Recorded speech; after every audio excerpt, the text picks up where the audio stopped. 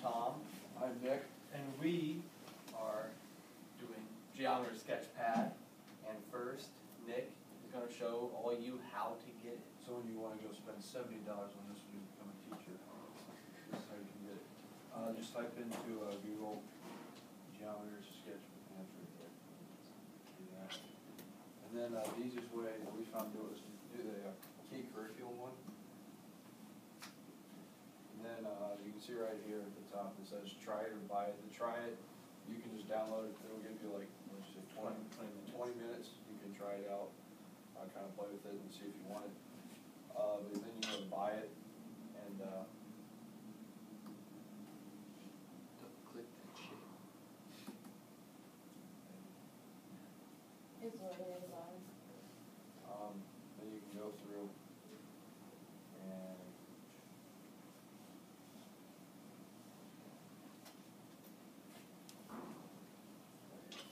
so you get non-expiring license,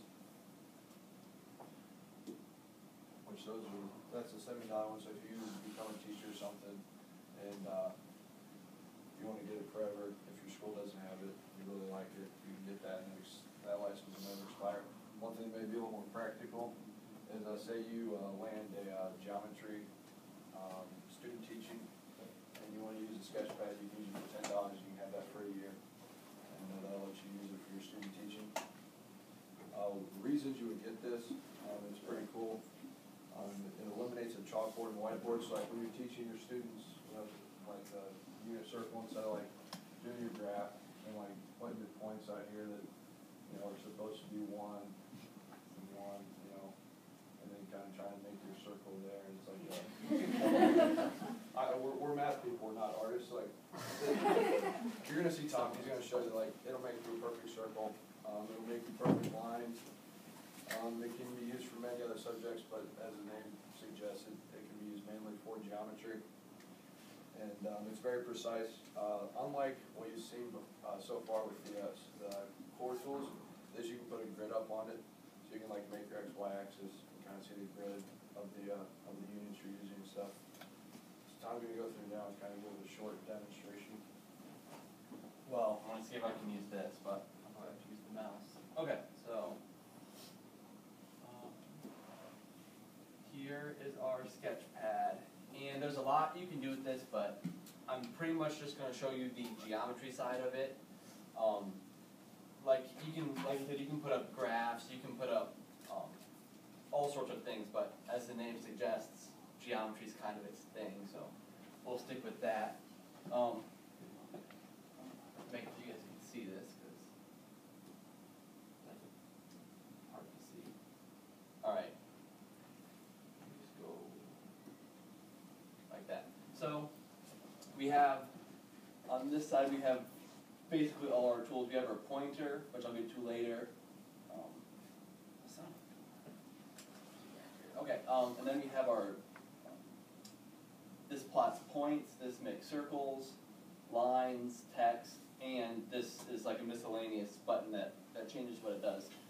So let's say that we want to show certain kinds of transformations. We can come here, actually we'll come to the line, and we can make mouse.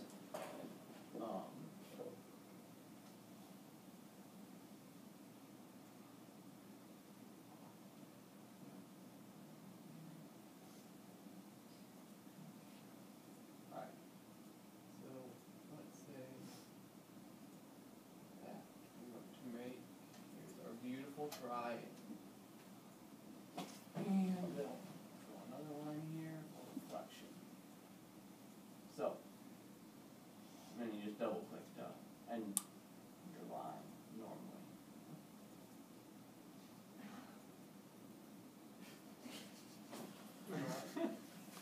Okay, there we go. So, now Sketchpad isn't I don't think the most efficient tool, but it does get the job done. So we'll look at that. So let's say we want to look at this shape. So we'll select all the sides, and we come over here to transform. Let's say we want to rotate it, and we're going to rotate it around that point for, 20 degrees. And there's that, and it'll arbitrarily pick a rotation point, but you can do that too. I didn't. So yeah, you saw me rotate, dilate, get the mouse on the thing. Reflect. Reflect is a little different.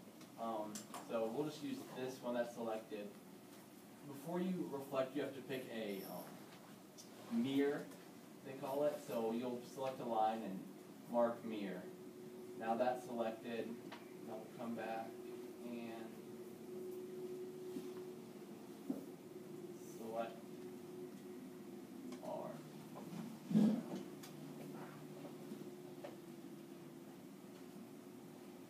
Shape. Transform and reflect. There it is. Yeah, that's pretty much how to use it. A few other things that you can do. Show you quick Nixon about the graph. You can, throw in a square grid. That makes it a lot easier to see. The one thing that's a little confusing is to delete stuff. This is the way I found. You can only right-click and then hide the individual segments. So I'd say that's probably the worst thing I found about it, is that. So we will open a new sketch, and now I believe, okay, so does everyone feel like they could use this? At least have a general idea. So who here knows that 2 reflections equal rotation? I'm looking for hands. Or at least familiar with that property. Nobody? Ray? Neil? Okay. Well, you're going to teach us anyway. So can I have Ray and Brandon, you want to come up? Actually, you can come up second. Ray, can you come up now? Now, since he doesn't know this, let's bear with him. So, Ray is going to explain to us on the whiteboard how, if you reflect a shape over 2 lines, you get a rotation. You have to show what it